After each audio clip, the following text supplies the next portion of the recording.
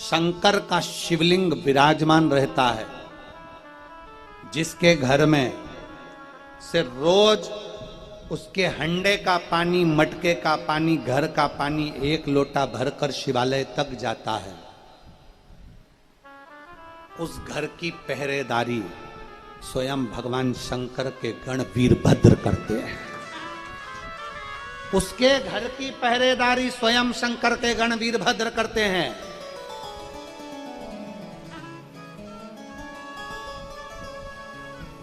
स्वयं वीरभद्र,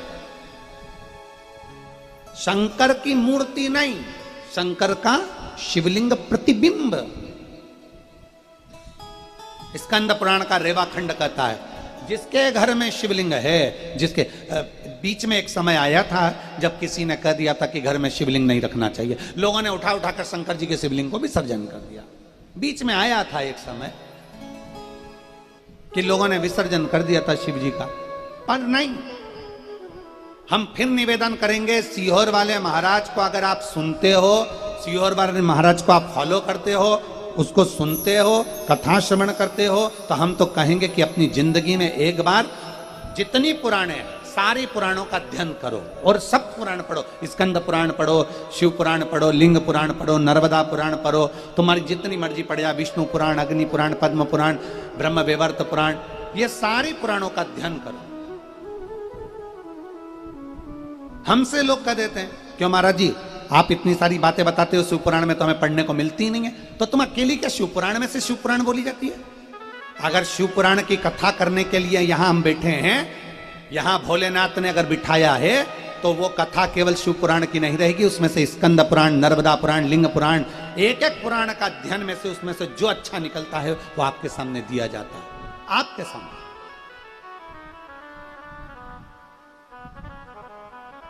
कुछ तो ग्रहण करो।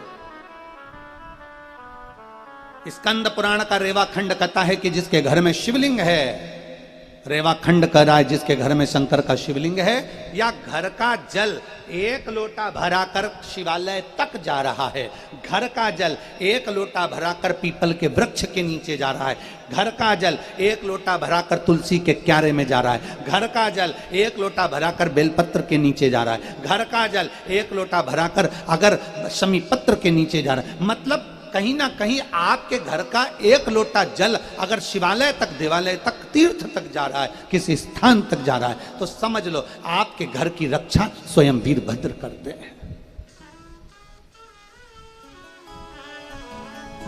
ये कैसे प्रमाणित हो सकता है? इसको हम कैसे प्रमाण मान सकते हैं? तो राम कथा उठाइए। तुलसी बाबा ने रामचरितमानस की रचना करी। मेरे गोस्वामी तुलसीदास जी ने जब रामचरितमानस की रचना करी, उसको लेकर काशी गए। काशी में विद्वान विद्वान ब्राह्मणों के सामने गोस्वामी तुलसीदास जी द्वारा रचित रामचरितमानस को रखा गया।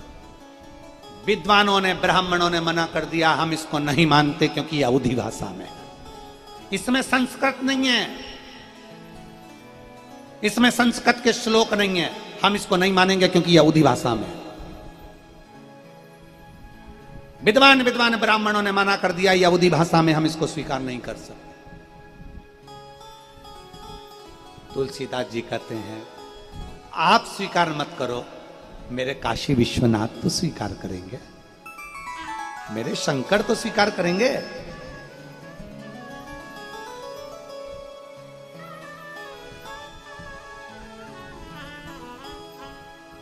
दो दिन की कथा पंडाल में हुई और प्रशासन जब मना कर दिया, तब वर्धन जी ऊपर बैठे थे कक्ष में और आशीष से बात कर रहे थे।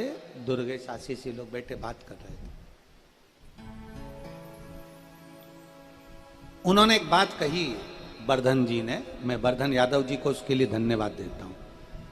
उन्होंने कहा कि कथा 2 दिन की हो गई है, पर 3 दिन की कथा पंडाल में नहीं होगी, तो गुरुजी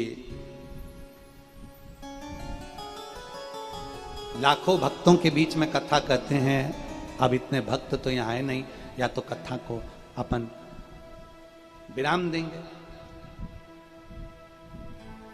आशीष ने पूछा आप क्या चाहते हो, वो बताओ।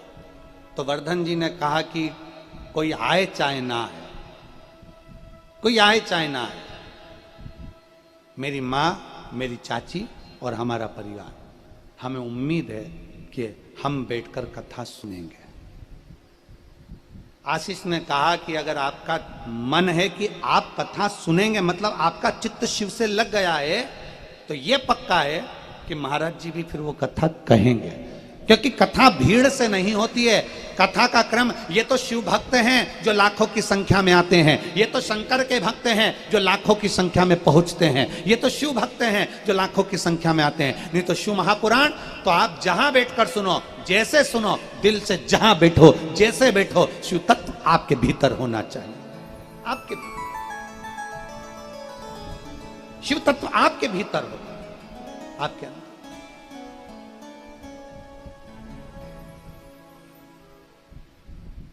इतना विद्वान। अब यहां तुलसीदास जी द्वारा रचित रामचरितमानस को जब कहा कि आप नहीं स्वीकार करते कि रामचरितमानस अवधी भाषा में है, इसमें संस्कृत नहीं है, तुम मेरी लिखी अवधी भाषा की रामचरितमानस को स्वीकार नहीं करते, तुम मेरा शिव तो स्वीकार करेगा, मेरा शंकर तो स्वीकार करेगा,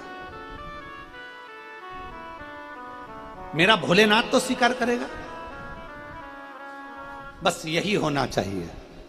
भोजन किसके लिए बनाया? शंकर जी के लिए।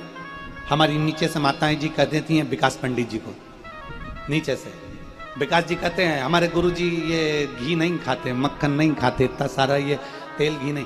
इतने में नीचे से माताएं कहती है हमने बनाया है ना, तुम तो लेकर जाओ। वो खाएं ना खाएं उनकी मर्जी, वो पाए ना पाए उनकी मर्जी, तुम तो ले जाओ। वो नहीं पाएंगे, भोलेनाथ जी तो पाएंगे, बाबा को तो भोग लगेगा, तुम लेकर जाओ। अर्थात हमने जो भोजन बनाया वो शिव जी के लिए बनाया, गुरु जी तो बाद में है, पहले शंकर जी के लिए, ठाकुर जी के लिए, शालिग्राम भगवान के लिए, उनके लिए बनाया हमने, बाद में गुरु जी के लिए, पहले पहले भगवान के लिए। तुलसीदास बाबा ने कह दिया, गोस्वामी तुलसीदास जी ने कह दिया, आप मेरी रामचरितमानस को स्वीकार नहीं करते, अवधी भाषा में लिखी है, पर मेरा शिव तो स्वीकारेगा। इतने में सारे विद्वान ब्राह्मणों ने कहा तुलसीदास जी आपकी लिखी हुई इस रामचरितमानस को हम स्वीकार नहीं करते तो भोलेनाथ क्या स्वीकार करेंगे, काशी विश्वनाथ क्या स्वीकार करेंगे। इतने में सारे ब्राह्मणों ने विचार करा, चलो ठीक है, काशी विश्वनाथ के मंदिर में सारे वेद पुराण शास्त्र रखे जाएंगे और उसके पास में रामचरितमानस रखी जाएगी। पर चतुरता क्या करी इनने, जब रामचरितमानस को रखा तो साइड में नहीं रखा, रामचरितमानस को सबसे नीचे रख दिया और सारे वेद पुराण शास्त्र रख दिए उसके ऊपर और लगा दिया मंदिर में ताला। तुलसीदास जी पहुंचे अपनी कुटिया में, ब्राह्मण जन पहुंचे अपने भवन में। तुलसीदास जी ने हाथ जोड़कर कहा, हे मेरे बालाजी, हे मेरे श्री हनुमान जी, कि पवन तनय संकट हरन और मंगल मूरत राम लखन सीता हृदय बसो सुर। श्री हनुमान जी महाराज से कहा, हे हनुमान जी महाराज, मैंने तो तुम्हारे भरोसे, क्योंकि तुम शिव का रूप हो, हनुमान तुम शंकर हो, इसलिए ये रामचरितमानस आज काशी विश्वनाथ के मंदिर में रखी है। अब ये अच्छी है नहीं है, स्वीकार करेंगे नहीं करेंगे मैं नहीं जानता। तुलसीदास